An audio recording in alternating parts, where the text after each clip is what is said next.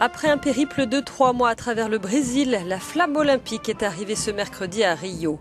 Mais l'engouement n'est pas vraiment au rendez-vous. Les Jeux se déroulent alors que le pays est miné par une crise économique et des scandales de corruption. Ces derniers mois, des milliers de personnes sont descendues dans la rue afficher leur colère.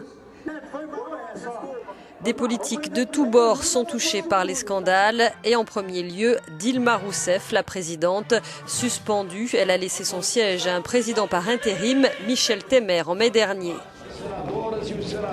La dauphine de Lula est accusée d'avoir maquillé les comptes publics pour masquer les déficits de l'État. La procédure de destitution est toujours en cours. Elle devrait être fixée sur son sort quelques jours après la fin des JO, fin août. En outre, l'enquête se poursuit sur le réseau de corruption au sein du géant pétrolier public Petrobras. Le parti des travailleurs, tout comme une bonne partie de l'élite politique et industrielle, est éclaboussé. L'ex-président Lula vient d'être inculpé pour entrave présumée à la justice. Dans ces conditions, les JO peuvent-ils réellement relancer le pays? Le président par intérim, Michel Temer, s'est déjà dit fin prêt à se faire huer au Maracana lors de la cérémonie d'ouverture.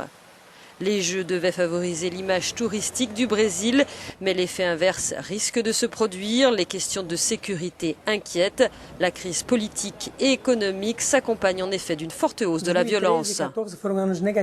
2013 et 2014 ont été de mauvaises années, explique ce sociologue. Les taux de criminalité étaient en hausse. 2015 a été une année plutôt positive, mais 2016 a été très négative avec une augmentation énorme des homicides, des vols et autres crimes. Au niveau économique, le Brésil entame sa deuxième année de récession. L'an dernier, le PIB a reculé de 3,8% et les prévisions pour 2016 sont de moins 3,5%. Selon le FMI, la croissance devrait en outre rester légèrement négative en 2017. L'espoir que les Jeux renforcent l'économie pourrait être déçu comme il l'a été en 2014 à l'occasion de la Coupe du Monde de football. L'événement n'avait pas empêché le PIB de se contracter. Avant de pouvoir se relever, la plus grande économie d'Amérique latine devra sortir des limbes et du chaos politique. Le pays doit trouver de quoi se reconstruire sur une base solide.